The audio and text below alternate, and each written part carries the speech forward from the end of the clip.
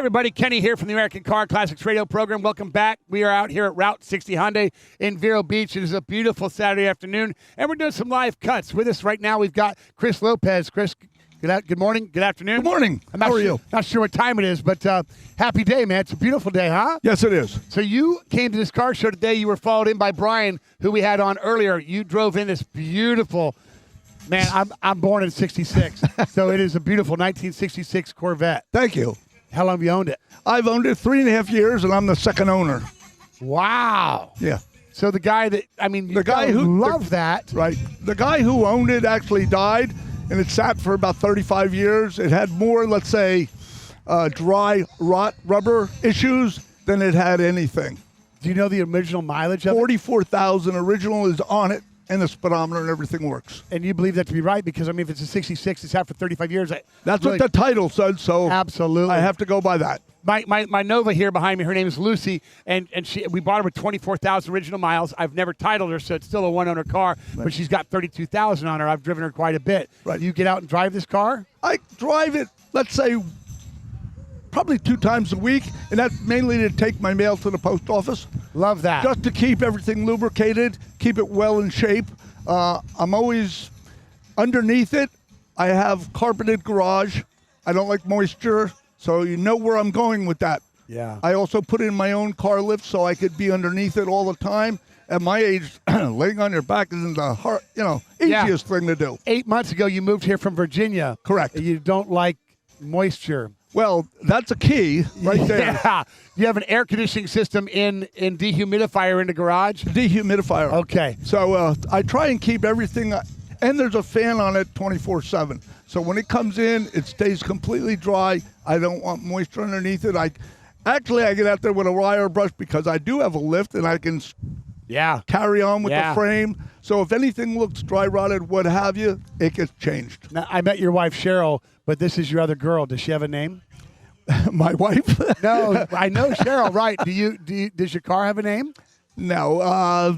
Sometimes I call it things that you're not allowed to say on radio.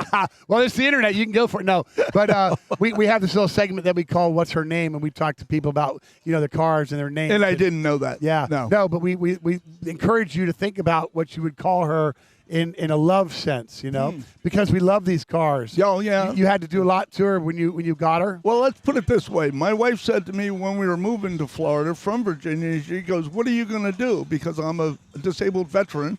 And thank you for your service, man. Love the hell out of you. But what are you going to do? So she said, get your dream. Well, the dream is a Corvette. Amen. So my idea was to thank you for that. That was my idea of making it all original, but the way it was in 66. Well, it needed the big block. It needed the headers to breathe. Let's talk about that. You've got a 427 in it. Correct. What is it built up? No, it is a crate motor from Carl Customs out there in Illinois. Okay. And what they do is you buy the motor and then you have a dynoed. And it costs you $600 to have a dynoed. But what they do is they'll put it on a dyno, they're going to run it up, they're going to break it in, and if anything goes wrong with it, they take it off the dyno and said, "Mike, bring me another one." Right. So they guarantee it. And it's from Chevrolet, so this is a complete roller. It runs out at 535 horse at 5,000 RPMs. And what kind of transmission you have behind it? I took out the Muncie because it wasn't strong enough. Back in the day it was. Right. So I put a Super T10 in. Beautiful. So after that, I then upgraded the drive shafts, upgraded the axles. So now the complete rear is done. It still has a 411 in it, but I have a 390 backup rear just in case, a little too much muscle. Now, your friend Brian that you came into the car show with, he said to me that you made your air cleaner. Yeah, because it won't fit underneath the stock 327 hood, which I wanted. The air cleaner is handmade because I had enough room to keep the stock hood appearance of the Corvette. Meaning, when I was in Virginia, the license plate said sleeper.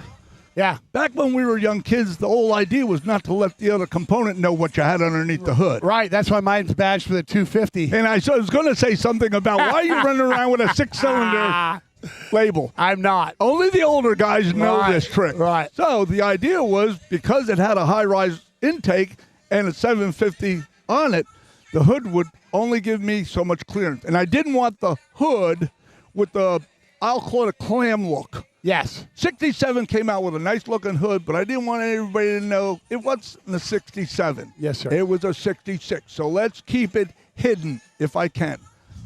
Engineering from ASW.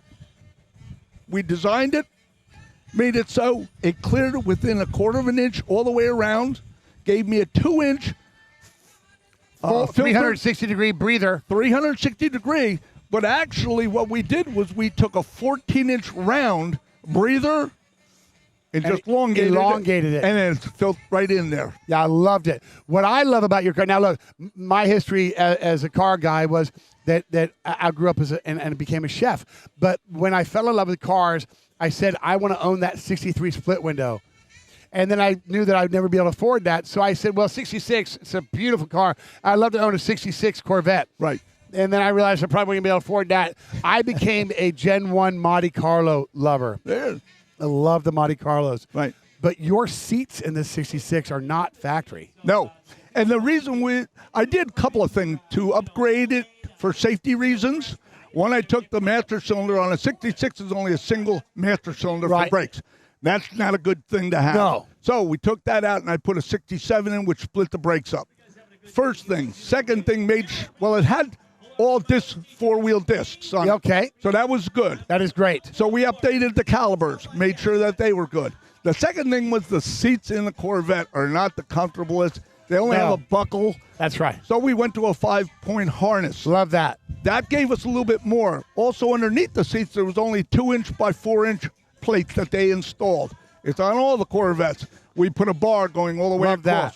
So we gave it more safety features, gave it a wraparound seat that barely fits in there, but they fit. But they look comfortable. They are. I would get in this car and drive to Illinois or somewhere. Correct. And they'll fold down, they'll fold up, and what have you. Beautiful. So it beat the stock seats. Again, upgrading it from 1966 to 2022. It also has a Bluetooth in it because nobody likes, well, no offense, the radio stations. Now the Bluetooth is what you have to do now. Well, for the girls. Yeah. The girl sits there, she doesn't want to listen. She wants to sit and listen to her Well, music. you got here and you joined the AACA. Were you a member up north? No. Okay. We talked to the members, John and Billy. Yeah, Billy DeArt and John Stefanucci. And great people. So we Great people. Let's get to know the people that are down here. Let's enjoy the weather. I love that. Come out to the car show. Love that. And we're having fun. Chris, great to meet you. Thanks for coming on our show. And thank you for having me. Absolutely. Welcome to the area.